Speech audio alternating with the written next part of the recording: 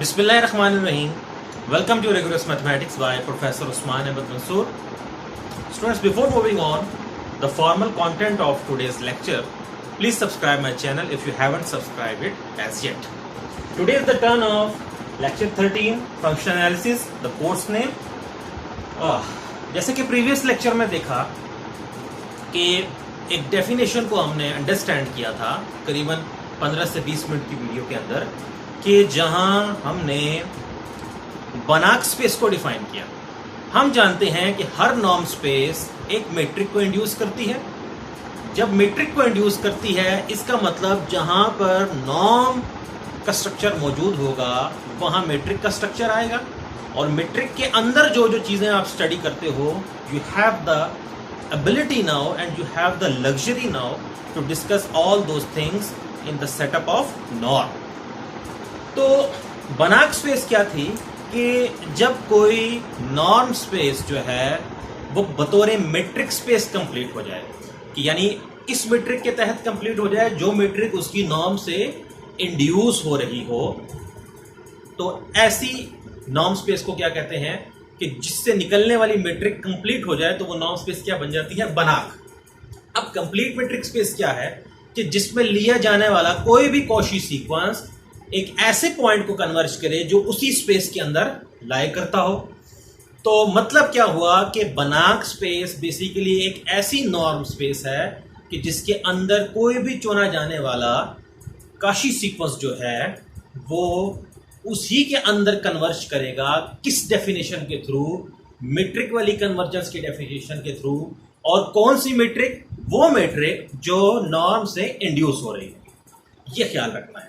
तो हम एक एग्जांपल करते हैं, जैसे कि हमने प्रूफ किया हुआ है कि सेट ऑफ रियल नंबर्स के ऊपर अगर आप मॉडुलस का फंक्शन कंसिडर करें, ठीक है, सेट ऑफ रियल नंबर्स एक वेक्टर स्पेस है और आप अगर मॉडुलस का फंक्शन कंसिडर करें तो वो आपको नॉर्म देता है किस पे? सेट ऑफ रियल नंबर्स पे। हम ये साबित करेंगे कि उस नॉर्म के फंक्शन को आर पे रखने से जो नॉर्म स्पेस बनती है वो दर हकीकत बनाक space. Under the usual norm का क्या मतलब है कि नॉर्म कौन सी लेनी है? मॉडुलस वाली नॉर्म लेनी है। ओके, तो हम इसको स्टार्ट करते हैं पूरी डिस्कशन को, इसके प्रूफ को। बेसिकली हम आर को बतौर नॉर्म स्पेस क्या प्रूफ करेंगे?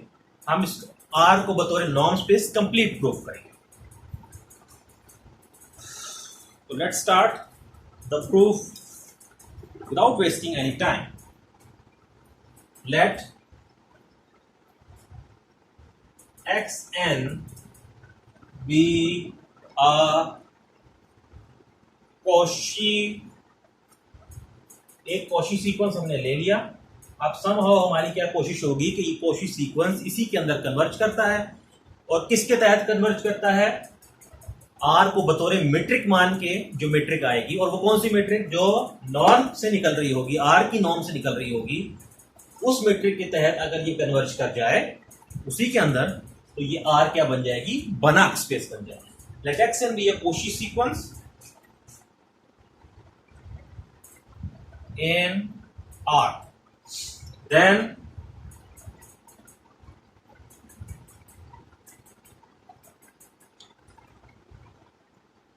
given any epsilon positive, definition इस्तेमाल करेंगे। इसकी डेफिनेशन है ये कॉची सीक्वेंस की। given any epsilon positive, there is a natural number n dash, कोई natural number n dash exist करेगा सच दैट उस नेचुरल नंबर के बाद आने वाले तमाम नेचुरल नंबर्स के अगेंस्ट मिलने वाली तमाम टर्म्स का आपस में डिफरेंस का जो नॉर्म है वो एप्सिलॉन से क्या होगा? लेस होगा। Such that for all mn, और mn पे क्या कंडीशन है? कौन से mn जो कि n डैश से ग्रेटर है, ये क्या इंप्लाई करें? ये क्या चीज इंप्लाई करेंगे कि norm of xm minus xn is less than epsilon, is less than epsilon. अब r के केस में नॉर्म कैसे डिफाइन होती है? दैट इज, हम क्या लिख सकते हैं? For all mn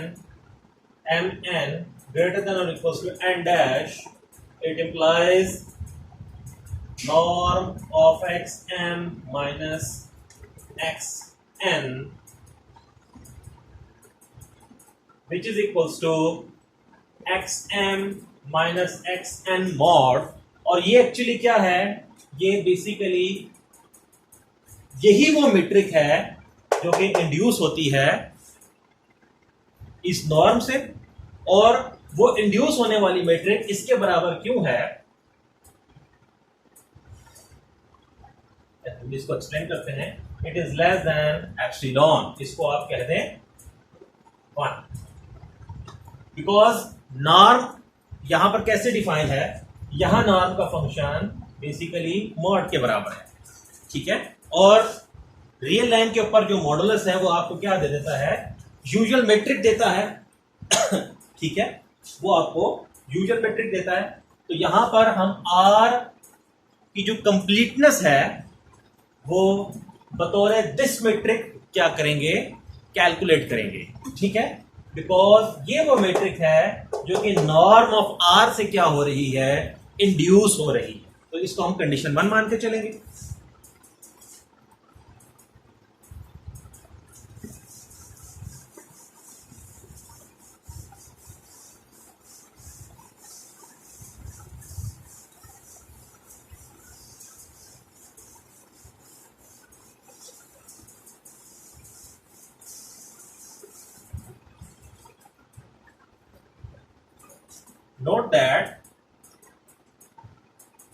Note that here D is the usual metric induced by the norm of R। R की नॉर्म से जो मेट्रिक इंड्यूस हो रही है वो बेसिकली आर के ऊपर यूजुअल मेट्रिक देती है। तो हम अपने उस काशी सीक्वेंस को इस मेट्रिक के तहत उसी में कन्वर्ज करवाएंगे ताकि बनाकनेस की जो डेफिनेशन है वो सेटिस्फाई हो जाए, वो कंप्लीट हो जाए, ठीक है। अब ये कंडीशन हर एप्सिलॉन के लिए ट्रू है, तो it will be true for epsilon 1/2। अब हर एप्सिलॉन के लिए एक नेचुरल नंबर मिलता है, उसको एन डैश इन जनरल कहा हुआ था। तो एप्सिलॉन 1/2 के लिए कोई पर्टिकुलर वे में थोड़ा सा नेचुरल नंबर होगा, एंड लेट उसको क्या नाम दे दो, n not be the smallest natural number, smallest of the natural numbers,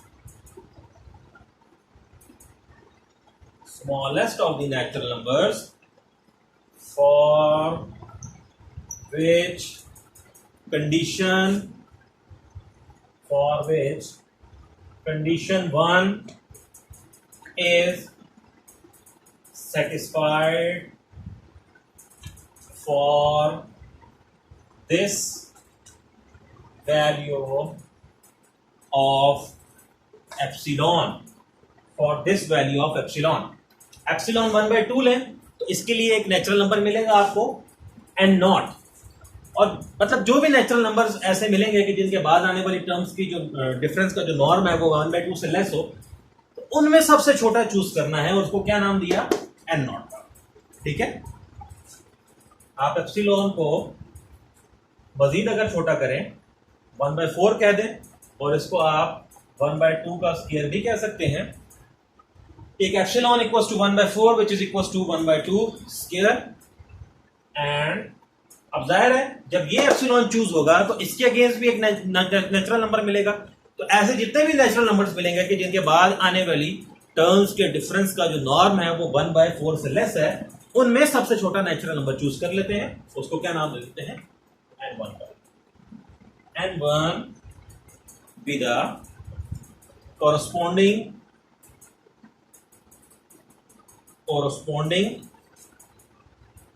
smallest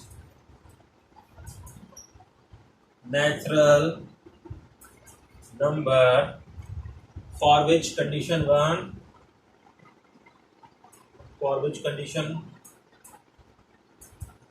1 is true for this value of epsilon। अब ये प्रोसेस तो देखिए चल सकता है आगे 1/2, फिर 1/2 के स्क्वायर के लिए नेचुरल नंबर में सबसे छोटा, फिर 1/2 क्यूब के लिए करते करते आप इस आइडिया को जनरलाइज कर सकते हैं। कंटिन्यूइंग इन दिस वे,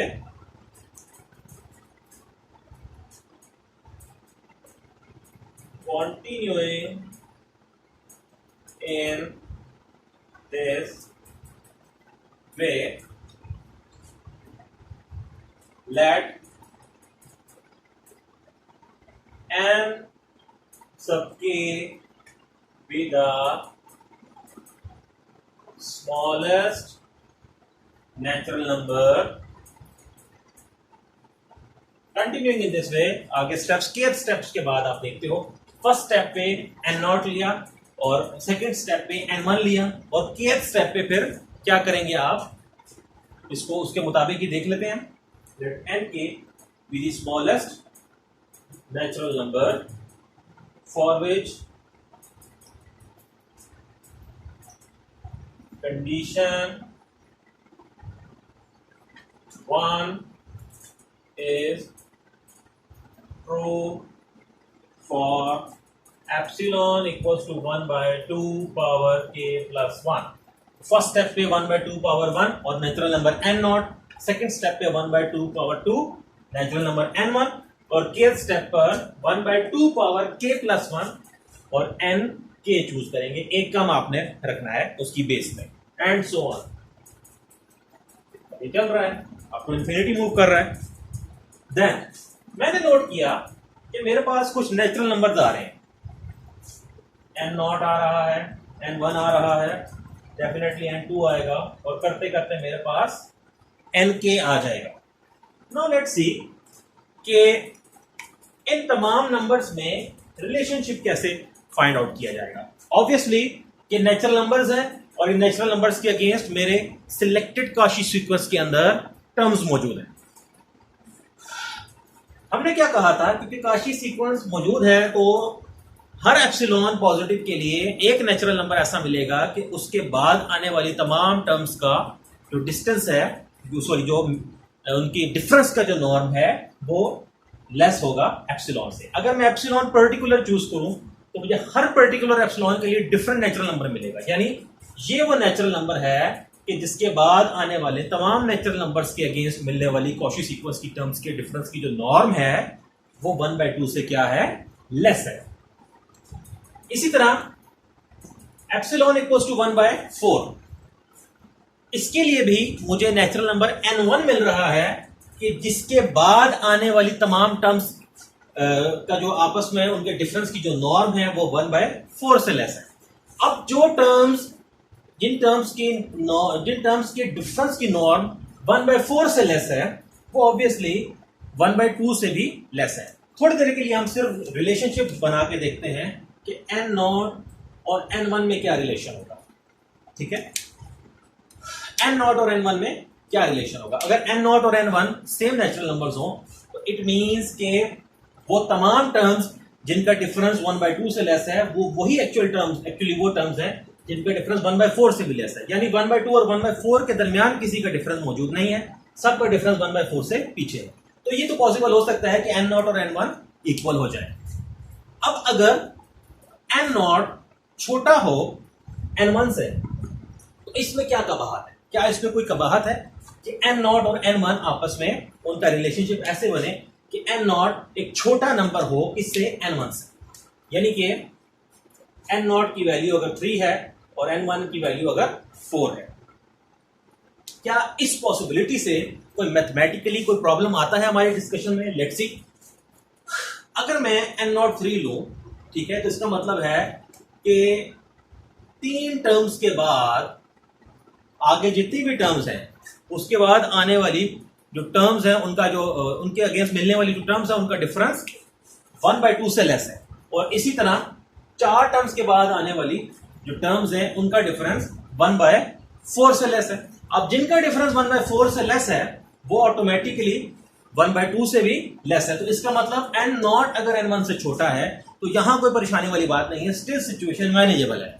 अगर मैं राउंड ऑफ, अगर मैं n नॉट को 11 ले लूं और n1 को 2 ले लूं, तो ये तो मुझे बात ये बताती है कि दो टर्म्स के बाद जो टर्म्स आ रही हैं उसके बाद तमाम टर्म्स का आपस में जो नॉर्म की जो कंडीशन है वो किससे लेस है, 1/2 से लेस है, और 1/4 से लेस है। और जो आपके पास 11 टर्म्स के बाद जो आगे टर्म्स हैं उनके डिफरेंस की जो नॉर्म है वो 1/2 से लेस है, ठीक है, 11 टर्म्स के बाद। तो यहां पर आपके पास डिस्क्रिपेंसी आ जाएगी, बिकॉज आप तो ये कह बैठे हो कि n1 वो स्मॉलेस्ट है, n0 वो स्मॉलेस्ट है, ठीक है, जबकि अगर आप n1 को उससे छोटा लोगे तो फिर n1 वो स्मॉलेस्ट बन जाएगा। तो यहां से वो कॉन्ट्रडिक्ट करेगी ओवरऑल सिचुएशन। तो इस वजह से इन जनरल n0 और n1 का रिलेशनशिप क्या है, दिस इज लेस देन और इक्वल्स टू n1। और इसी तरह आप इन n1 और n2 का देख सकते हैं, और करते करते करते ये आपके पास एक ऑर्डर बन रहा है स्मूथ वे में, n0 लेस और इक्वल है n1 से, n1 लेस और इक्वल है n2 से, करते करते आपको लेस और इक्वल टू nk। हम इससे आगे मूव करते हैं।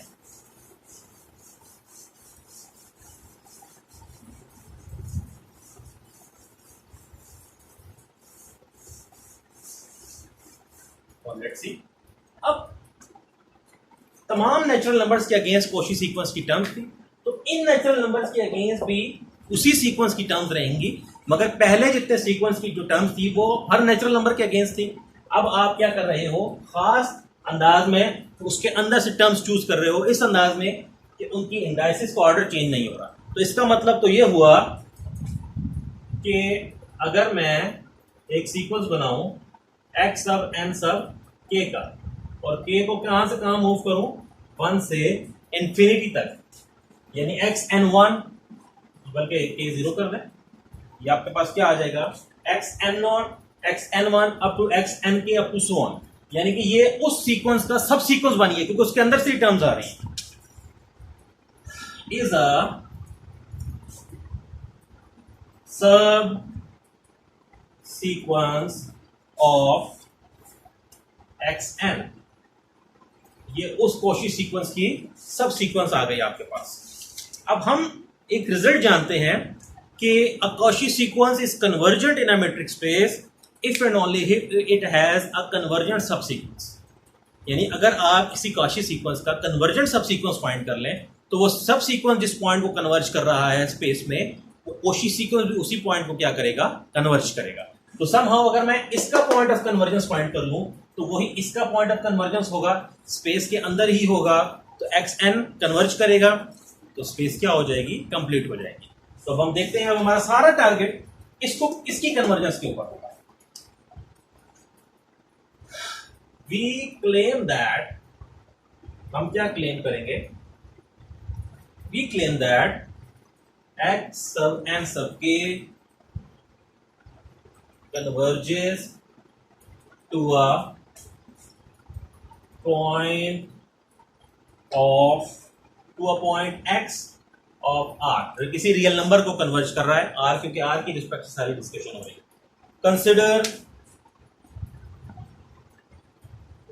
कंसिडर दी, अब हम इसके लिए जो सारा लेआउट बनाते हैं वो हम देखते हैं, क्लोज इंटरवल्स। अब क्लोज इंटरवल्स हम इन जनरल कोई क्लोज इंटरवल लेते हैं, के पे डिपेंड करेगा, फिर के ऊपर हम वेरिएशन देंगे तो वो एक सीक्वेंस ऑफ इंटरवल्स आ जाएगा इस अंदाज में कि x n k माइनस 1/2 सब k कामा x n k प्लस 1/2 सब k, where k is equals to 0, 1, 2 up to so on.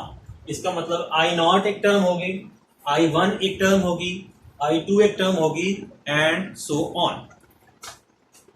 अगर IK ये है तो I सब k प्लस 1 क्या होगा, यानी इससे बिल्कुल अगली जनरल टर्म क्या होगी, n sub k plus 1 minus 1 by simply replacing k by k plus 1। ये kth टर्म थी, ये k प्लस 1 टर्म है, plus 1 by 2 power k plus 1। Okay, हमारा टारगेट क्या है कि ये जो सीक्वेंस है क्लोज इंटरवल्स की, ये एक नेस्टेड सीक्वेंस ऑफ इंटरवल्स है। अगर ये प्रूव हो जाए तो फिर मैं रियल एनालिसिस की नेस्टेड इंटरवल प्रॉपर्टी यूज कर दूंगा और फिर वहां से उनकी इंटरसेक्शन में जो पॉइंट होगा उसी पॉइंट को मैं इस सब सीक्वेंस का पॉइंट ऑफ कन्वर्जेंस साबित करूंगा। और अगर इसका पॉइंट ऑफ कन्वर्जेंस आ गया तो वो इसका पॉइंट ऑफ कन्वर्जेंस है, यानी कि आर एज अ बतौर मैट्रिक स्पेस कंप्लीट हो गई। कौन सी मैट्रिक स्पेस के तौर पे, जो कि उस नॉर्म से इंड्यूस हो रही थी। तो हमारा मामला क्या हो जाएगा, हल हो जाएगा, क्योंकि आर बनाक हो जाएगा। वी प्रूव दैट, या we will prove that, we will prove that I sub k is a nested sequence of intervals by, और ये कैसे शो होता है, नेस्टेड सीक्वेंस ऑफ इंटरवल्स की क्या डेफिनेशन है, ऐसा सीक्वेंस ऑफ इंटरवल्स कि जिसमें हर अगली टर्म पिछली टर्म में क्या करे, कंटेन करे फॉर ऑल के। और इसके साथ एक कंडीशन और होती है कि जो आपकी kth टर्म है सीक्वेंस की, उसका डायमीटर क्या कर जाए, उसके डायमीटर की 0 को अप्रोच करें जब आप k पे लिमिट बढ़ाएं। तो अगर ये दो कंडीशंस हम प्रूव कर दें इस सीक्वेंस ऑफ क्लोज इंटरवल्स के लिए, तो हमारा प्रॉब्लम क्या हो जाएगा, सॉल्व हो जाएगा। अब कोशी सीक्वेंस का हर सब सीक्वेंस इटसेल्फ कोशी है, तो इसका मतलब अगर xn कोशी था तो xn के भी कोशी होगा। तो हम लिखते हैं since xn and therefore x sub n sub k is a Cauchy sequence, is a Cauchy sequence. So condition 1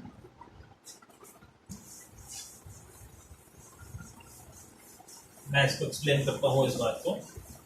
condition 1 को भी रिपीट करते हैं और जो नई बात लिखने चल रहे हैं वो भी हम लिखते हैं। Is a Cauchy sequence, condition 1 for epsilon equals to 1 by 2 power k plus 1, n equals to n sub k, and m equals to n sub k plus 1 becomes क्या आ जाएगा आपके पास, becomes x sub n sub k plus 1 minus x sub n sub k is less than 1 by 2 to the power k plus 1।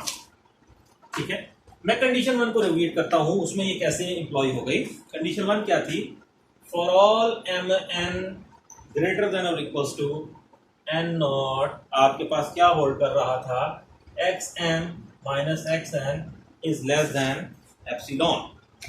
ठीक है, क्योंकि वो तमाम M और N जो कि एन नॉट से बड़े थे, उनके बाद आने वाले तमाम नेचुरल नंबर्स के अगेंस्ट मिलने वाली तमाम टर्म्स का जो आपस में डिफरेंस था वो एप्सिलॉन से लेस था। हर एप्सिलॉन के लिए ऐसा एन नॉट मौजूद था। तो हमने ये कहा कि अगर आपका एप्सिलॉन 1/2 पावर k प्लस 1 है, तो हमने देखा था कि इसके लिए वो नेचुरल नंबर कौन सा था। इसके लिए जो नेचुरल नंबर था आपके पास वो n सब k था। मतलब कि इसके लिए उस एप्सिलॉन के लिए ये नेचुरल नंबर आपको मिला था कि उसके बाद आने वाली तमाम टर्म्स की आपस में डिफरेंस का जो मॉड था वो छोटा था इस वैल्यू ऑफ एप्सिलॉन से। ठीक है, तो हमने, क्योंकि इन जनरल ये बात ट्रू थी, तो for some slightly particular value of epsilon आपके पास जो n नॉट है वो क्या है, वो n सब k है बेसिकली। ठीक है, तो उसके लिए हमने उनसे बड़े नंबर्स के लिए ये कंडीशन क्या है वो अवेलेबल है। तो ऑब्वियसली n सब k जो है आपके पास वो ग्रेटर और equal to n sub k है, और n sub k plus 1 further greater और equal to n sub k है, बिकॉज मैं यहां पर बता चुका हूं कि वो जो n नॉट n1 है उनके दरमियान रिलेशनशिप क्या है। दैट इज, अगर मैं मॉडुलस की प्रॉपर्टी अब लगाऊं 1/2 to the power k plus 1 is less than xn k plus 1 minus x sub n sub k is less than 1/2 power k plus 1। अगर x sub n sub k को add कर दिया जाए तो what will we get? 1/2 power k plus 1 is less than x sub n sub k plus 1 is less than x sub n sub k plus 1/2 to the power k plus 1। This is inequality number 2। अब यहां से हम basically move कर रहे हैं इस result की तरफ कि i k plus 1 को i k के अंदर शो करवाना है।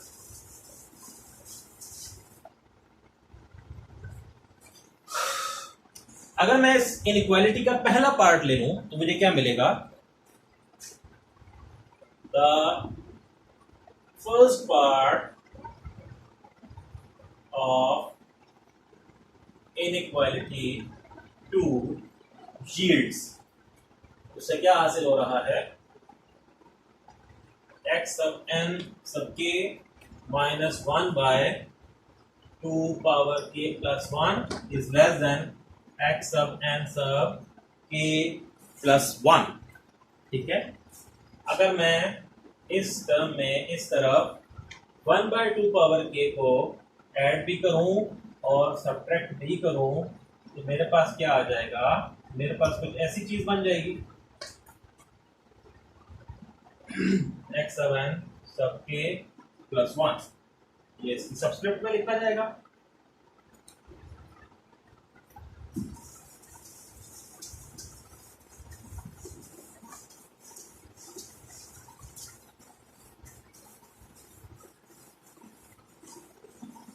नेक्स्ट हमारे पास क्या चीज आएगी? That is x sub n sub k, x sub n sub k minus 1/2 to the power k। It is, यहां से हमें क्या इसका मिलता है? अगर मैं इन दोनों को ऐड करूं तो I will get 2 power k plus 1। तो this will be 2, this will B 1, this is less than x sub n sub k plus 1। तो x sub n sub k minus 1/2 power k, this is actually 1/2 power k plus 1। तो वहां जाकर क्या बनेगा? -1/2 power k plus 1। And अगर मैं गौर करूं तो इस टर्म का कंपैरिजन अगर इस टर्म के साथ बना दिया जाए तो of course this inequality holds, because इसमें से ये टर्म माइनस हो रही है, उसमें वही ऐड हो रही है, तो ऑब्वियसली ये साइड बड़ी होगी, दिस विल बी 3। अगर मैं इनइक्वालिटी 2 का जो फर्स्ट पोर्शन लिया था, अब हम सेकंड पोर्शन लेते हैं। The second part of second part of inequality to yields, वहां से क्या मिलता है आपको, x sub n sub k plus 1 which is less than x sub n sub k plus 1 by 2 power k plus 1। अब यहां भी हम कुछ ऐड सब्ट्रैक्ट कर लें तो कोई हर्ज नहीं है, यानी कि अगर मैं 1 by 2 पावर k को माइनस करूं और इसको ऐड भी कर दूं तो it will not effect anything. और इस साइड को आप जब सॉल्व करेंगे तो देख लीजिएगा x sub n sub k plus 1 by 2 power k minus 1 by, अगर आप इन दोनों को डील करें तो ये आपको मिल जाता है 2 पावर k प्लस 1। आगे चलाते हैं काम को।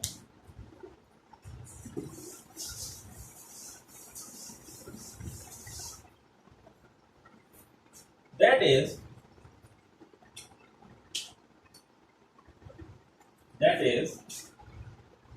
अब यहां पर x sub n sub k plus 1 था, अगर मैं इस टर्म को वहां ले जाऊं तो ये ऐड हो जाएगी वहां जाके, x sub n sub k plus 1 plus 1 by 2 power k plus 1 is less than x sub n sub k plus 1 by 2 power k। Get this? इसको आप इनइक्वालिटी 4 कह दें। अब अगर 3 और 4 को आप देखें तो 3 और 4 को क्या कंबाइन किया जा सकता है आपके पास? Let's see, combining 3 and 4 we get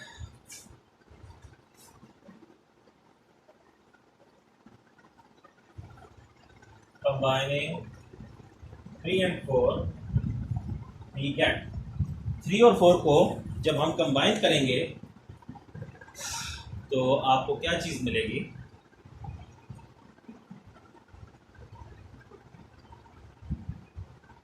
let's see, यहां से स्टार्ट करते हैं। x sub n sub k minus 1 by 2 power k।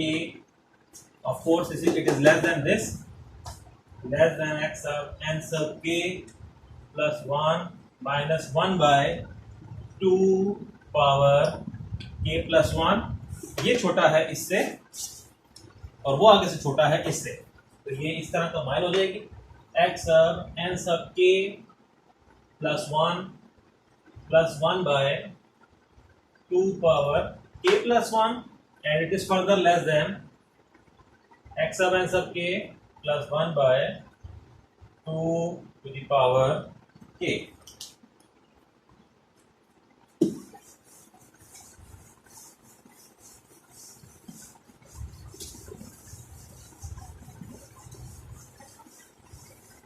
तो अगर आप गौर करें कि i के इंटरवल की जो n टर्म्स थी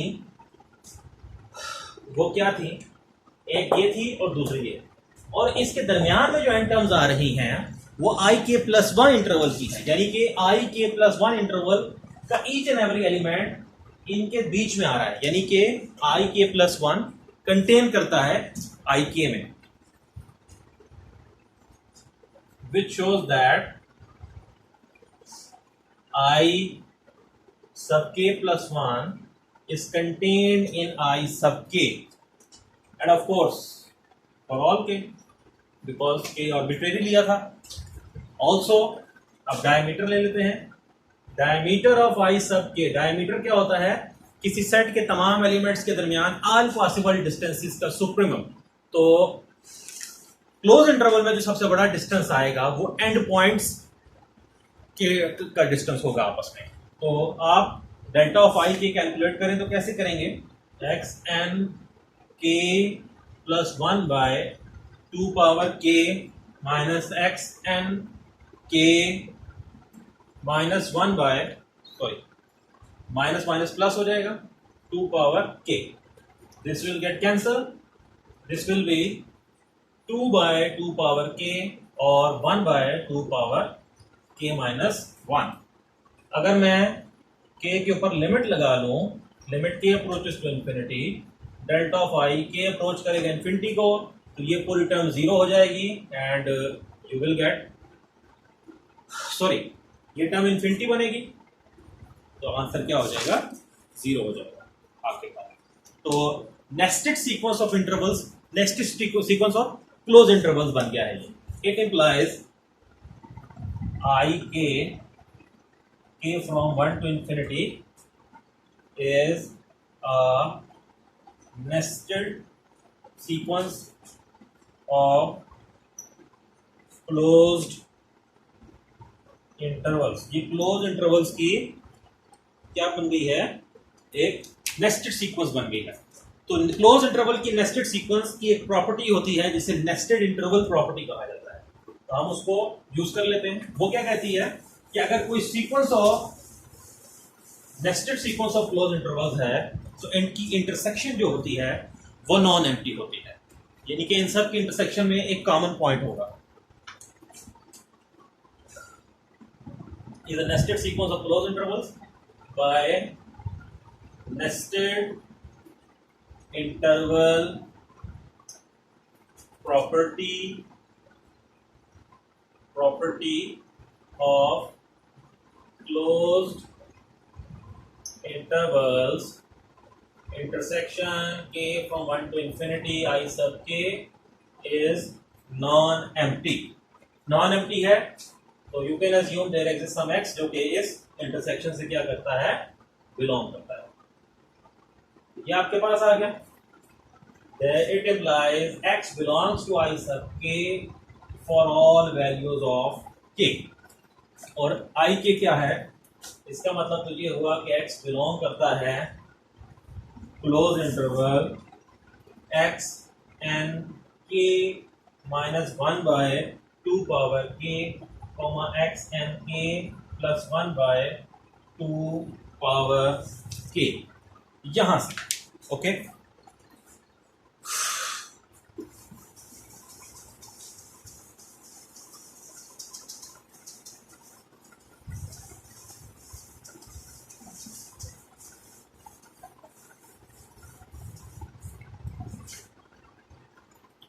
तो यहां से क्या सिचुएशन बनेगी कि x n sub k minus 1 by 2 power k is less than और equals to x, is less than और equals to x sub n sub k plus 1 by 2 power के। ये आपके पास आ गया। अगर मैं थ्रू आउट माइनस से मल्टीप्लाई करूं इस इनइक्वालिटी को, तो what will I get, minus x sub n sub k plus 1 by 2 power k greater than और equals to minus x greater than और equals to minus x sub n sub k minus 1 by 2 power के। और अगर इसके अंदर x sub N के को add कर दिया जाए थ्रू आउट, तो वो यहां से खत्म होगा, यहां पर ऐड होगा और यहां से भी खत्म हो जाएगा। अब इसको तरीके से लिख लें, और minus 1 by 2 power k is less than और equals to x sub n sub k minus x is less than और इक्वल्स टू 1 बाय 2 पावर के। इट इम्प्लाइज, कैलकुलस की कंडीशन, इनका जो मॉड है ये लेस है किससे, 1 बाय 2 पावर के से फॉर ऑल के। तो यहां से मुझे आइडिया मिलता है कि x सब n सब के जो सब सीक्वेंस है ये कन्वर्ज कर रही है पॉइंट x को। अब किसी के ध्यान में सवाल आ सकता है कि वहां तो किसी नेचुरल नंबर की बात होती है और वहां पर आप आर्बिट्रेरी पॉजिटिव की बात करते हैं, जबकि यहां तो एक पर्टिकुलर पॉजिटिव है, इतना जनरल पॉजिटिव नहीं है जितना एप्सिलॉन होता है, 1 बाय 2 पावर के है आपके पास। तो कोई ऐसा पॉजिटिव लें जो 1 बाय 2 पावर के की फॉर्म में ना लिखा जा सके, तो वहां ये कंडीशन कैसे, देखिए पहले तो साइड कंडीशन का मसला ही नहीं, तमाम के के लिए बात है, यानी ऐसा कोई के नॉट ढूंढने की जरूरत नहीं है कि जिससे बड़े के के लिए बात की जाए। कन्वर्जेंस की कंडीशन की बात कर रहा हूं, तमाम के लिए बात है, तो यहां तो टेंशन ही कोई नहीं। अब आप कोई भी एप्सिलॉन चूज करें, ठीक है, तो उसके लिए आपको ऐसा के मिल जाएगा कि जिसके लिए 1/2 पावर के उस एप्सिलॉन से भी क्या हो जाए, लेस हो जाए।